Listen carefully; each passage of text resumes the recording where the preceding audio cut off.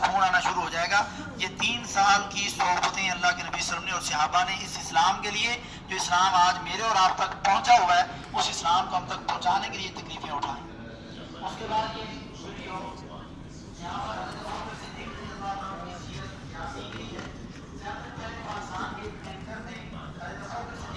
پر کی شام میں بہت بڑی مساقی کی جو آپ کے علم میں ہوگی.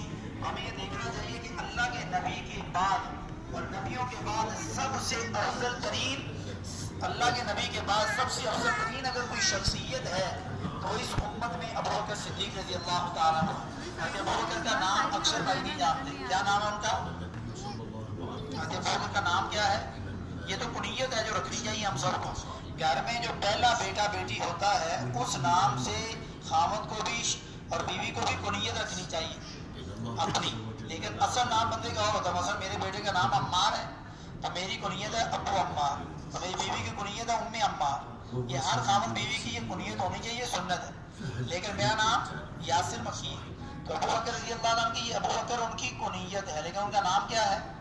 اکثر بھائیوں کو نہیں، عبداللہ. کیا نام ہے؟ عبداللہ. اور ان کی جو عمر ہے وہ نبی صلی اللہ علیہ وسلم کی عمر جتنی 63 سال عمر ہے، اور وہ نبی صلی اللہ علیہ وسلم کے ساتھ ہی حجرہ عائشہ کے اندر مدفون ہے. اور ابوبکر صدیق رضی اللہ عنہ وہ شخصیت ہے جن کے بارے میں آپ نے فرمایا تھا مروا ابا بکر فلیصلی بالناس، کہ ابوبکر کو میرے مصلی امامت پہ کھڑا کریں. یعنی آپ اپنی زندگی کے اندر آخری ایام میں ابوبکر رضی اللہ عنہ کو اپنے مصلی امامت پہ کھڑا کر کے گئے. آج جو لوگ کہتے ہیں خلافت کے معاملے میں کہ حضرت علی نے خلافت چھین لی تھی، حضرت علی سے ابوبکر نے چھین لی، عمر نے، عثمان نے، یہ سب جھوٹ فراڈ اور دھوکہ ہے. حضرت ابوبکر تو ایک غریب خاندان کے، حضرت علی چودھری خاندان کے، نبی کے سردار خاندان سے.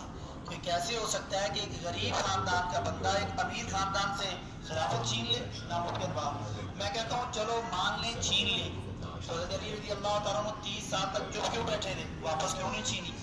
اگر وہ سمجھے غلط تھا نعوذ باللہ تو انہوں نے واپس کیوں نہیں چھینی؟ کسی اور دھوکہ فساد ہے جو مسلمانوں کے درمیان کیا جاتا ہے. اس امت میں سب سے افضل ترین شخص نبی کے بعد اگر کوئی ہے وہ ابوبکر صدیق رضی اللہ تعالیٰ عنہ ہے. آپ نے فرمایا تھا کہ میں اگر اپنے بعد اپنے ساتھیوں میں کسی کو اپنا خلیل بنانا ہوتا تو ابوبکر کو بناتا. خلیل کیا ہوتا ہے؟ یہ دوستی، فرینڈ شپ سے اوپر والا مقام ہوتا ہے. خلیل بہت بڑا مقام ہوتا ہے اور یہ اللہ اور نبی کے درمیان ہوتا ہے، نبی اور امتی کے درمیان نہیں ہوتا. آپ نے کہا اگر یہ مقام میں نے اپنے کسی امتی کو دینا ہوتا تو ابوبکر کو دیتا، ابوبکر کو اپنا خلیل بناتا، لیکن خلیل نہیں بنا سکتا کیونکہ یہ اللہ اور نبی کے درمیان ہوتا ہے. لیکن ابوبکر میرا دوست اور میرا بھائی ہے.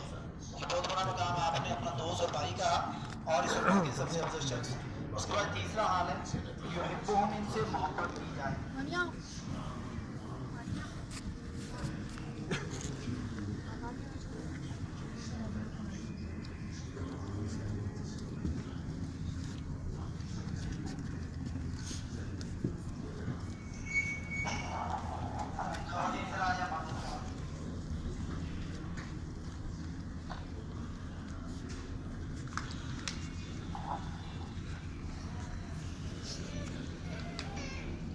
یہ وہ صحابہ کرام جن کا ہم نے دوسرے حال میں دیکھا کس طریقے سے انہوں نے تکلیفیں اٹھائیں.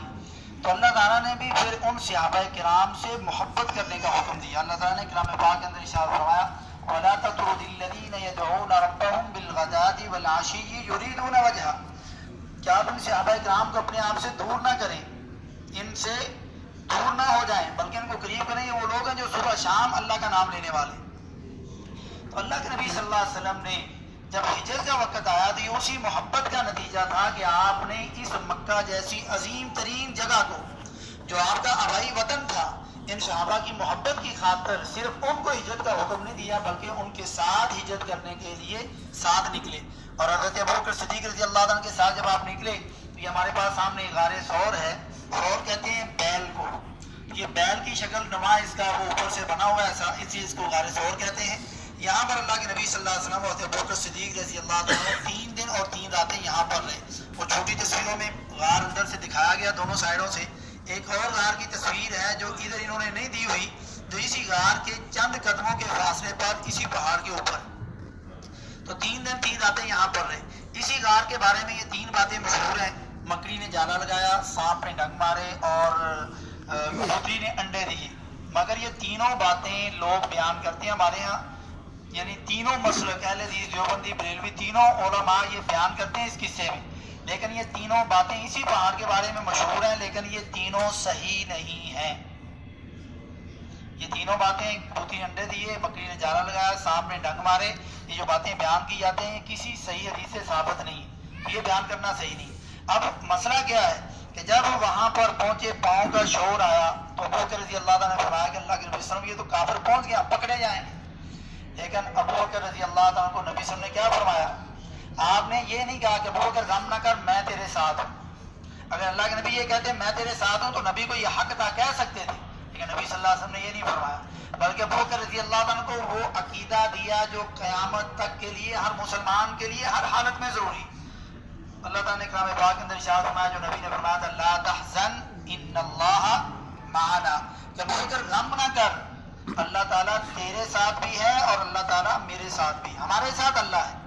یعنی کسی پریشانی مصیبت میں جس طرح بندہ دو چار اور پریشان ہو جائے، انسان کو یقین ہونا چاہیے کہ اس کے ساتھ اللہ ہے۔ اور اللہ تعالیٰ نے سورہ نام کی 17 نمبر آیت میں فرمایا وَإِن يَمْسَسْكَ اللَّهُ بِضُرٍّ فَلَا كَاشِفَ لَهُ إِلَّا هُوَ، جب تمہیں کوئی پریشانی مصیبت پہنچے وہ اللہ کی طرف سے ہے، تمہاری اس مصیبت اور پریشانی کو اس ایک اللہ کے علاوہ کوئی دور نہیں کر سکتا۔ یہ مسلمان کو یقین ہونا چاہیے۔ تو پھر اللہ کے نبی صلی اللہ علیہ وسلم اور ابو بکر رضی اللہ عنہ 3 دن یہاں گزارنے کے بعد یہاں سے مکہ سے لے کر کے مدینہ کا یہ سفر کیا۔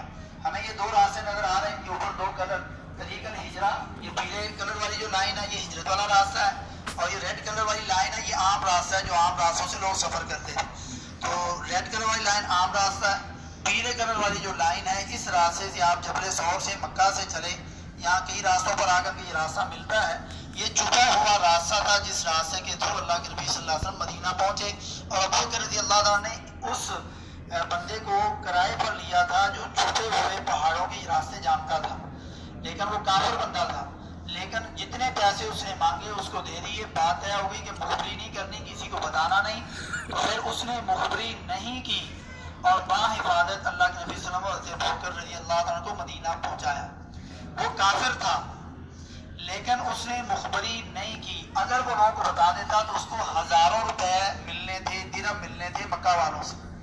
لیکن آج کا مسلمان، میں اور آپ، چند پیسوں کی خاطر، چند روپوں اور ڈالروں کی خاطر ہم کتنی مخبریاں کر کے کتنے مسلمانوں کا، اپنے ملکوں کا نقصان کرتے ہیں۔ کیا کبھی ہم نے اندازہ کیا کہ ہم کس راستے پر جا رہے ہیں؟ یہ کافروں کی خوبی تھی، اچھی چیز تھی، وہ 2 نمبری نہیں کرتے تھے، جھوٹ نہیں بولتے تھے، اسلام نے ان کی تعریف کی، اسلام سے پہلے ان لوگوں کی۔ لیکن آج کے مسلمان کو چاہیے، ہم صحابہ کی سیرت پر یہ میوزیم اور نمائش دیکھنے آئے ہیں تو اس سے ہم نے یہ چیزیں سیکھ کے لے کے جانی، اپنے اندر یہ چیز پیدا کرنی کہ دھوکہ نہیں کرنا کسی کے ساتھ۔ ہزاروں لاکھوں روپے کو دے رہا ہے، یہ 2 نمبری کر تو نہیں کرنا۔ 2 نمبری ہمارے دین کے اندر نہیں، ہمارا یہ طریقہ نہیں ہے۔ اس لیے اس کافر نے نہیں 2 نمبری کی ہمارے نبی کو پہنچانے کے لیے، اگر وہ کرتا بھی وہ کر سکتا تھا، دنیا کا بھی فائدہ ہوتا، شہرت بھی ملتی، لیکن اس نے بات طے ہو جانے کے بعد باحفاظت پہنچایا، 2 نمبری نہیں کی۔ اس کے بعد چوتھا ہمارے پاس مدینہ کیسے پہنچے، کیا کچھ ہوا۔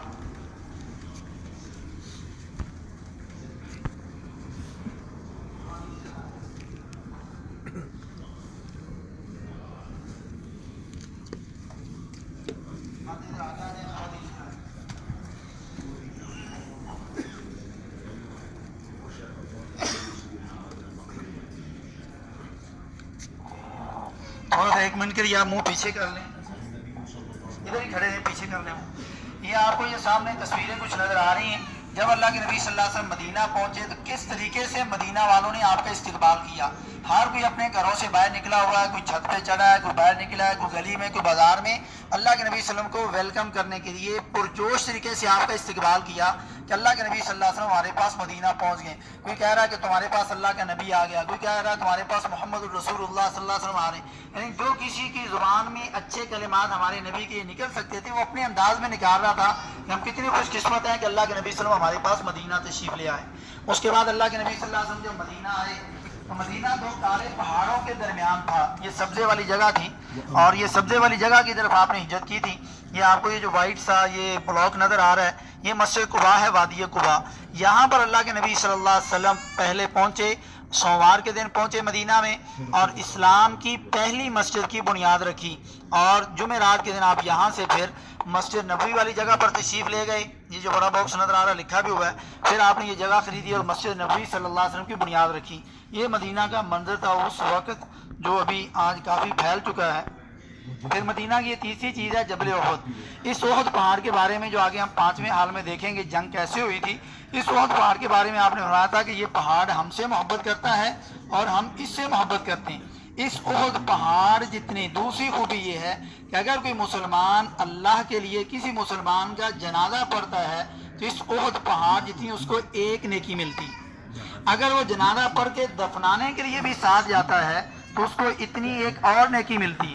یہاں حرم میں میری مائیں بہنیں ہیں، آپ خانہ کعبہ مسجد نبوی میں عورتوں کو جنازے کے ساتھ جانا منع ہے لیکن جنازہ پڑھنا منع نہیں ہے۔ ہماری پاکستان انڈیا کی خواتین حرم میں جنازہ نہیں پڑھتی، جب جنازہ ہوتا ہے عورتوں کو بھی جنازہ پڑھنا چاہیے۔ نبی کی تمام بیویوں سے مسجد نبوی میں جنازہ پڑھنا ثابت ہے، یعنی جنازہ مسجد نبوی میں آتا تو نبی کی بیویاں کیونکہ ساتھ ہی حجرے تھے تو جنازے میں شریک ہوتی تھی، تو عورتوں کی ثواب سے پیچھے نہیں رہنا چاہیے، ان کو جنازے میں شریک ہونا چاہیے۔ ایک تو اس میت کے لیے دعا میں شریک ہوں گی، دوسرا آپ اجر لیں گے، اور پھر حرم کے اندر ایک نماز آپ کی جو ہے 1,00,000 نماز سے بہتر ہے، ایک جنازہ آپ کا 1,00,000 جنازوں سے بہتر ہے۔ تو آپ دیکھ رہے ہیں ایک نیکی ملنی ہے، بیٹھے بیٹھے اٹھ کے آپ نے پڑھنا ہے، کہیں جانا نہیں ہے۔ تو کتنا ٹائم لگتا ہے؟ اکثر ہمارے بھائی اسلام پھرتا حرم میں فوراً سنتے شروع کر دیتے ہیں۔ یہ سنتے تو اپنی عبادت ہے، یہ تو آپ گھنٹے بعد بھی پڑھ سکتے ہیں، لیکن سنتے پڑھتے ہیں جنازہ چلا جاتا ہے۔ تو ہمیں چاہیے کہ آپ پہلے پتہ چل گیا روز ہر نماز میں جنازے آتے ہیں تو انسان انتظار کرے، ذکر اذکار کرے، اعلان ہوا ہے جنازہ پڑھ کے اب تسلی سے اپنی سنتے پڑھتا رہے۔ تو یہ بلا وجہ فری کا ثواب اور لاکھ جنازوں کا جو ثواب ہے وہ ہم اپنی سنتوں کی وجہ سے ضائع کر بیٹھتے ہیں، تو یہ نہیں ہونا چاہیے۔ اس کے بعد مدینہ کے اندر یہ ایک باغ تھا حضرت سعد بن ربیع رضی اللہ تعالیٰ عنہ کا، بہت بڑا باغ ہے۔ یہ انصاری صحابی تھے، انصاری کہتے ہیں جو مدینہ کے صحابہ جنہوں نے مہاجر صحابہ کی مدد کی تھی، مہاجر صحابہ جو مکہ سے اپنا سب کچھ چھوڑ کے ہجرت کر کے گئے تھے۔ تو یہ اتنا بڑا باغ ہے، یہ حضرت عبد الرحمن بن عوف رضی اللہ عنہ کو، سعد بن ربیع ہے یہ صحابی جن کا یہ باغ ہے، آج کے دور میں کہہ رہے ہیں بہت بڑی فیکٹری ہے ان کی، تو کہہ رہے ہیں کہ یہ آدھی میری فیکٹری، آدھا باغ تم لے لو، آدھا میں رکھ لیتا ہوں۔ اس وقت ابھی چہرے کا پردہ عورتوں کے لیے نازل نہیں ہوا تھا، اور ان کی 2 بیویاں تھیں۔ حضرت عبد الرحمن بن عوف کو کہتے ہیں کہ میری 2 بیویاں ہیں، جو تمہیں خوبصورت لگتی ہے اس پر ہاتھ رکھو، میں اس کو طلاق دے دیتا ہوں، اس سے تم شادی کر لو اور آدھا باغ بھی لے لو، یعنی اپنی دنیا سیٹ کر لو، تم مکہ میں سب کچھ چھوڑ آئے ہو۔ حضرت عبد الرحمن بن عوف رضی اللہ عنہ نے کیا کہا تھا؟ لے لیا ان سے سب کچھ؟ نہیں، فرمایا بارک اللہ لک فی اہلک و مالک، اللہ تعالیٰ تیرے مال میں اور تیری اولاد میں برکت دے، دلونی علی السوق، مجھے بازار کا راستہ دکھائیں، میں خود محنت کر کے کماؤں گا۔ اور پھر وقت آیا جو ہم آگے چھٹے حال میں دیکھیں گے کہ حضرت عبد الرحمن بن عوف کتنے بڑے تاجر بنے۔ تو یہ صحابہ کرام یعنی کوئی خونی رشتہ نہیں ہے، صرف مسلمان ہونے کی خاطر اپنی آدھی فیکٹری آدھا مال دے رہے ہیں، بیوی قربان کر رہے ہیں۔ تو قرآن نے کیا کہا تھا؟ وَيُؤْثِرُونَ عَلَىٰ أَنفُسِهِمْ وَلَوْ كَانَ بِهِمْ خَصَاصَةٌ، کہ ایک چیز کی ان کو خود بڑی اشد ضرورت ہے لیکن وہ اپنی ضرورت پر اپنے مسلمان بھائی کی ضرورت کو ترجیح دیتے ہیں۔ کس کی ضرورت کو؟ مسلمان بھائی کی۔ آج میں اور آپ دیکھیں کیا ہم اپنے مسلمان بھائی کے لیے کچھ ہی قربان کرتے ہیں؟ حرم میں اس کو جگہ دے دیتے ہیں، طواف میں بوسہ لینے کا موقع ہے مسلمان بھائی کو دے دیں؟ نہیں، ہم کہتے ہیں نہیں میں آگے ہو جاؤں۔ تو یہ دین کے کاموں میں آگے بڑھنا چاہیے، تو دنیاوی کاموں میں اپنے مسلمان بھائی کو موقع دینا چاہیے۔ آگے آ جائیں 5ویں حال میں۔ النبي صلى الله عليه وسلم سمع سلمان بالخبر الذي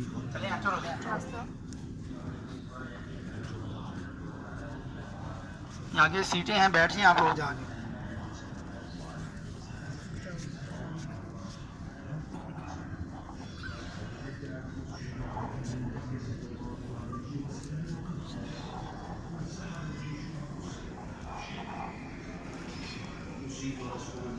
یہ بیٹھے ہیں، مرد بیٹھ جائیں، جگہ کام ہو مرد ادھر نیچے بھی بیٹھ سکتے ہیں۔ میں ویڈیو دوبارہ چلاتا ہوں، 2-3 منٹ کی ویڈیو جنگ کی۔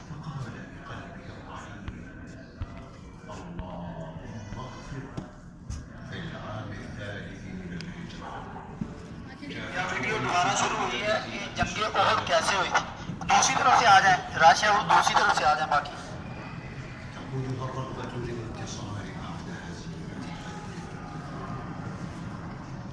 وسار الجيش نحو المدينة عبر وادي العقيق ب3,000 منهم 100 فارس حتى وصلت مقدمة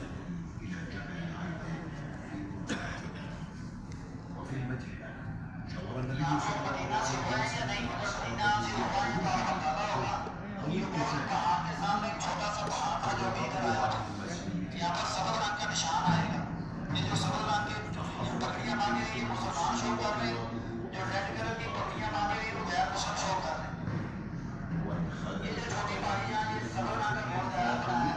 یہ جو زبان ہے جس وقت 50 صحابہ کے اللہ کے رسول نے ڈیوٹی لگائی تھی میں نہ کہوں تو لوگوں نے اس پانی سے نیچے نہیں اترنا، لیکن جب کافر آ گئے اور مسلمان جو اس پہاڑی کے اوپر تھے وہ اللہ کے نبی کا حکم آنے سے پہلے بھول گئے، وہ نیچے اتر گئے. کافروں نے دوبارہ حملہ کر دیا جس وجہ سے 70 صحابہ کرام شہید ہو گئے اور اللہ کے نبی کے دندان مبارک شہید ہو گئے، آگے پیشانی پر چوٹ لگی. یہ ایک فرمان تھا جو اللہ کے نبی کا صحابہ پہلے سے چھوڑ بیٹھے، اس وجہ سے اتنا بڑا نقصان ہوا. آج ہماری زندگی میں کتنے ایک دن میں نبی کی سنتیں نبی کے فرمان ہم چھوڑ دیں اور پھر ہم کہتے ہیں کہ ہماری پریشانیاں ختم نہیں ہوتی، مسلمان ذلیل و خوار ہیں. اس کی شاید سب سے بڑی وجہ یہ ہے کہ میں نے آپ نے کئی سنتیں کئی حدیثیں دن میں جو ہم چھوڑ دیتے ہیں جس کا نقصان آج پریشانیوں کی صورت میں ہمارے ساتھ ہے. فأرضت جيش المشركين فنزل بهم بجمع الغنم وخالفوا أمر الرسول صلى الله عليه وسلم فوقعت حكمة الله وتقديره. وفي هذه الأثناء لمعت فكرة العودة إلى طائف فرسان المشركين خارج البلاد جعل من خلف جبل الرماة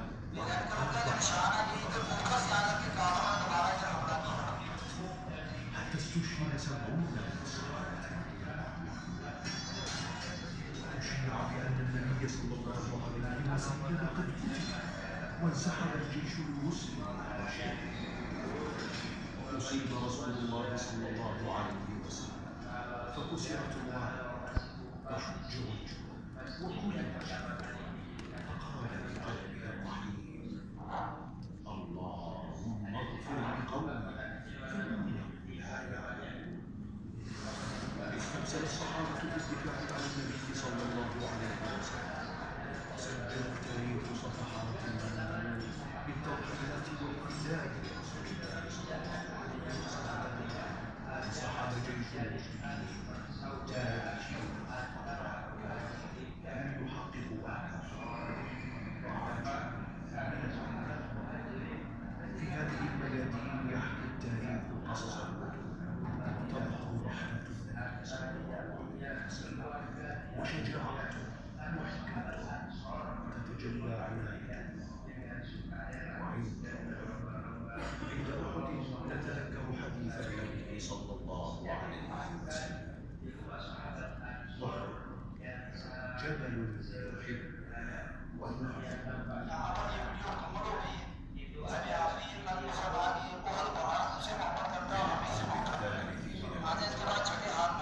جاءت قريش بقيادة أبي سفيان تحط والرغبة للانتصار.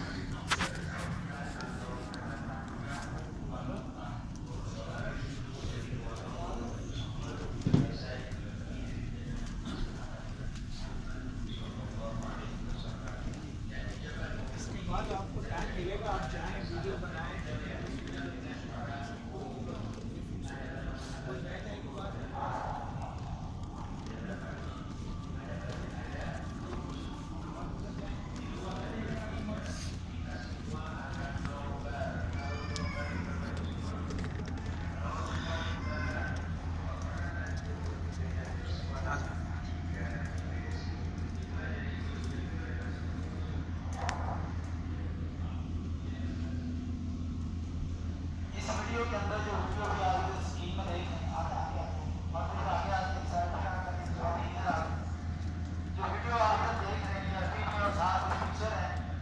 اس میں خلاصہ اس ویڈیو کا یہ ہے کہ ایک اللہ نبی صلی اللہ علیہ وسلم اور آپ کی ازواج مطہرات ہماری مائیں ایک گھر میں بیٹھے تھے سارے اکٹھے. تو آپ نے کہا کہ میری روحان کے بعد سب سے پہلے جو میری بیوی میرے پاس آئے گی یا جو بہت ہوگی وہ ہوگی اس کا ہاتھ لمبا ہوگا اور آپ اللہ کی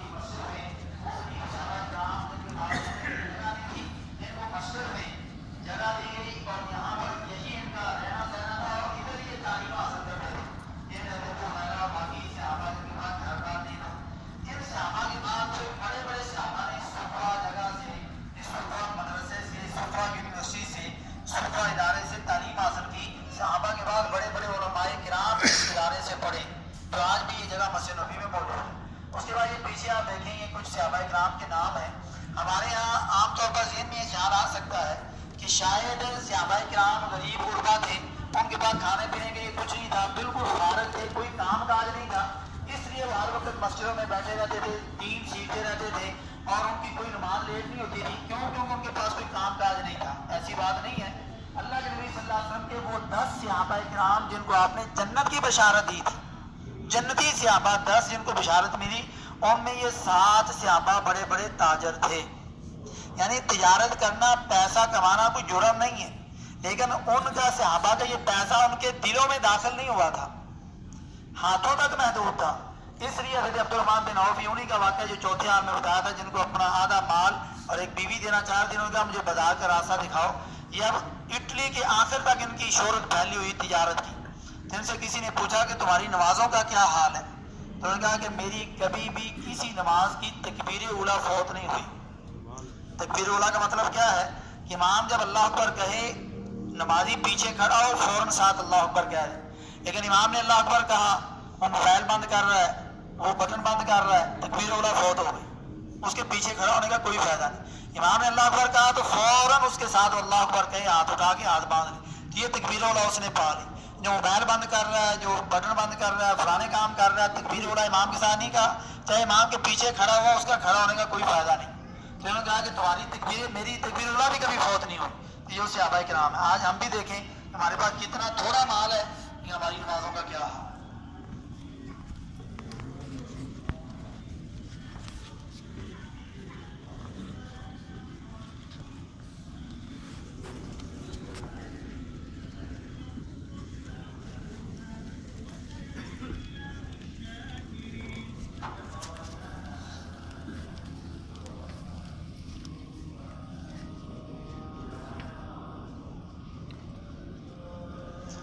پیچھے ہم نے چوتھے حال میں دیکھا تھا کہ اللہ کے نبی صلی اللہ علیہ وسلم جب مدینہ تشریف لائے تو مدینہ کے لوگ کتنے خوش ہوئے, کتنے پرجوش طریقے سے انہوں نے استقبال کیا.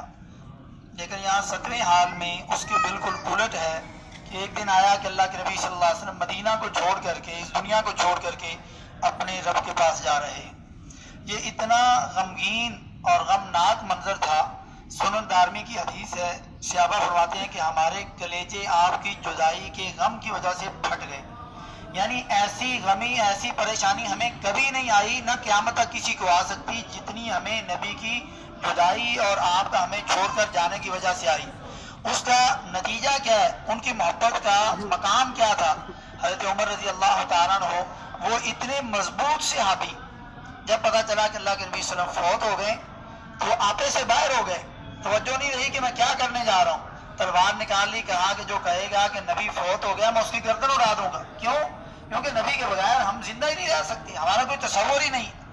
اور حضرت فاطمہ الزہرا رضی اللہ تعالیٰ عنہ وہ فرماتی ہیں, اطابت, حضرت انس رضی اللہ تعالیٰ کو, یا انس اطابت انفسکم ان تحثوا علی رسول اللہ صلی اللہ علیہ وسلم التراب, کہ اے انس, اے چچا انس رضی اللہ تعالیٰ عنہ, تم لوگوں نے کیسے برداشت کر لیا کہ تم نے اللہ کے نبی صلی اللہ علیہ وسلم کو مٹی کے نیچے قبر کے اندر دفن کر دیا. حضرت انس بھی جانتے تھے کہ فاطمہ اپنے باپ کی جدائی کی وجہ سے اتنی زیادہ غمگین ہو کر کے یہ بات کہہ رہی. فرمایا بیٹی فاطمہ تو ہم سے بہتر جانتی ہے. تو یہ اللہ کا معاملہ ایسا ہے جس میں ہم کچھ نہیں کر سکتے. یہ جب صحابہ کے حالات دیکھے تو حضرت ابوبکر رضی اللہ تعالیٰ عنہ ممبر پر چڑھے, اور جو بھی آپ نے تلاوت سنی اور پیچھے آیت لکھی ہے, صحابہ کہتے ہیں ہمیں یہ آیت بھول چکی تھی, ہمیں یاد نہیں تھا آپ کی جدائی کی وجہ سے. تو یہ آیت پڑھی, وما محمد الا رسول, کہ محمد صلی اللہ علیہ وسلم اللہ کے رسول ہیں, قد خلت من قبل الرسل, آپ سے پہلے بھی کئی رسول آئے اور وہ چلے گئے. افإن مات او قتل, کہ اگر آپ کو موت آ جائے یا آپ کو بھی قتل کر دے, انقلبتم علی اعقابکم ومن ينقلب علی عقبیہ فلن یضر اللہ شیئا, کیا یہ لوگ اپنے دین پر ایڑیوں کے بل پھر جائیں گے؟ جو اپنے دین سے پھر جائیں گے وہ اللہ کا کوئی نقصان نہیں کر سکتے, اپنا ہی نقصان کریں. اور فرمایا من کان یعبد محمدا فإن محمدا قد مات, جو کوئی تم میں سے محمد صلی اللہ علیہ وسلم کی عبادت کرتا تھا تو محمد صلی اللہ علیہ وسلم فوت ہو گئے. یعنی اگر کوئی محمد کو خدا مانتا تھا تو محمد پھر فوت ہو گئے. ومن کان یعبد اللہ فإن اللہ حی لا یموت, اور جو کوئی اللہ کی عبادت کرتا تھا تو اللہ ہمیشہ سے ہمیشہ رہے گا, تو آپ اپنی عبادت کرتے رہے. اور فرمایا انک میت وانہم میتون, 23ویں پارے کی آخری سے پہلے والی آیت ہے. کیا نبی صلی اللہ علیہ وسلم, یعنی مکہ کے لوگ آپ کی باتیں نہیں مانتے تھے, جھٹلاتے تھے, تو اللہ نے فرمایا انک میت وانہم میتون, کہ اے نبی صلی اللہ علیہ وسلم بے شک آپ بھی فوت ہونے والے ہیں اور یہ لوگ بھی فوت ہونے والے ہیں، اور کل قیامت والے دن فیصلہ ہم کریں گے کہ حق کس کے پاس ہے، کون ہے جو قبول نہیں کرتا تھا۔ یہ سارے معاملات صحابہ نے دیکھے، اور اللہ کے نبی صلی اللہ علیہ وسلم اس حجرہ عائشہ میں مسجد نبی کے ساتھ آپ کا دروازہ کھلتا تھا، آپ کس گھر کا، حضرت عائشہ کے گھر کے اندر تھی جب آپ کی وفات ہوئی، اور جہاں نبی فوت ہوتا ہے اسی جگہ پر دفن ہوتا ہے، حضرت عائشہ رضی اللہ عنہ کی حجرہ کے اندر ہی آپ کو دفن کیا گیا۔ ادھر اللہ کے نبی صلی اللہ علیہ وسلم کی قبر مبارکہ ہے، اور یہ آپ کے ادھر